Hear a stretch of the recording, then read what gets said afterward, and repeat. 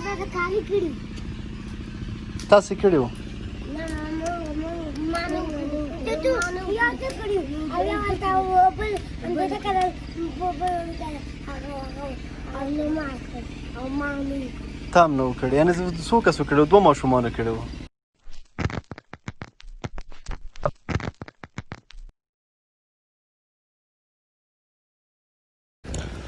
بسم الله الرحمن الرحیم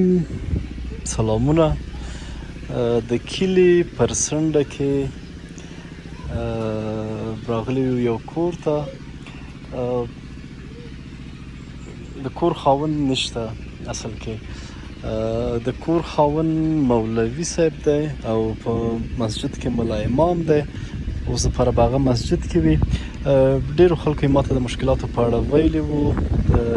دوی راماجر شوي دلته زه نه غواړم د دوی د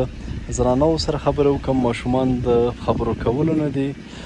نو زه مجبور کوم کلیوال پیدا کړم چې هغې د مشکلاتو په اړه ووایي زه څه ناڅه پوهېږم چې دوی تازه راماجر شوي چې دلته راغلي کار نشته روزګار نشته او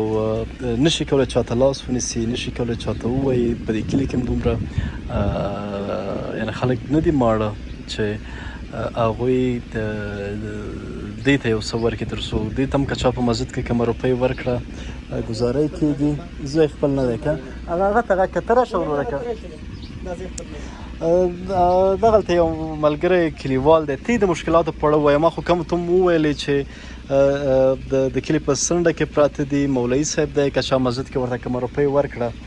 ګزاره یې روانه ده که ور نه کړه هېڅ شی نشته نور مشکلات یې که ته راسره شریک کړې السلام علیکم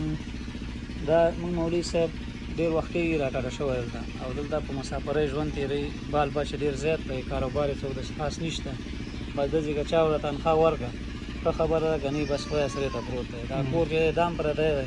که نن هغه کس خپل کور باشنده دې ته راغی نو د کور د رقم دی نشته نه د سر څپه نه ایسته دی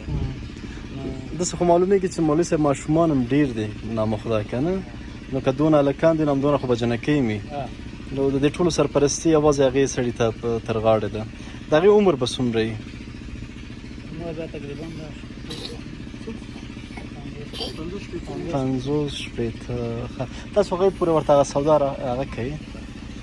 نو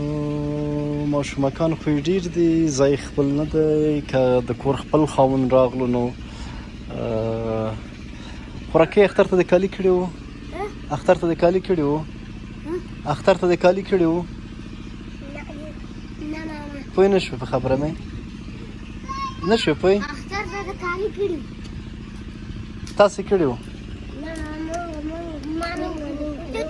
یا ته کړي او یا ولته بل انده کړه بل او نو ما او ما نه تام نو کړي یعنې څو کسو کړي وو دوه ماشومانو کړي وو نه درېو دا ماشومان تام کړي وو دا د بل کور دی ښه ښه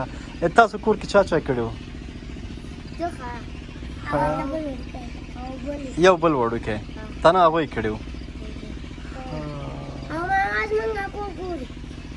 تاسو کور به بل دفعه وګورم اوس خو د مولوي صاحب کور ته راغلی یم که نه زه خو ولاړ یم خو نه پوهېږم ما چېرې لاړ تاسې څو وروڼه خویندې هستئ 5 وروڼه 5 خویندې مولوي صاحب نامخدا بچي ډېر راوړي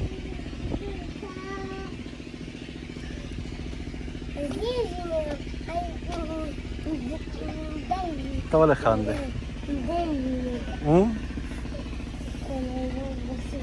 ولې خاندې څومره ښایسته ودرېدې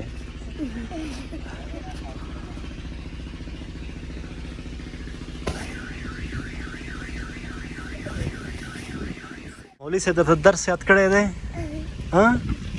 یاد کړی دی درته ته یو څه موږ ته ووایه ووایه که نه شین سترګی دی ته څه ووایه موږ ته د انګریزانو څه انګریزانو زده ده څه شی دې زده دي پکې څه شی دې پکې زده دي څه دې پکې زده دي فارسي ورته نه ده ښودلی انګریزانو یې زده فارسي نه ده زده ښه دغه اندازه خوراکي مواد دي د محمد سلیمان صافي له طرفه.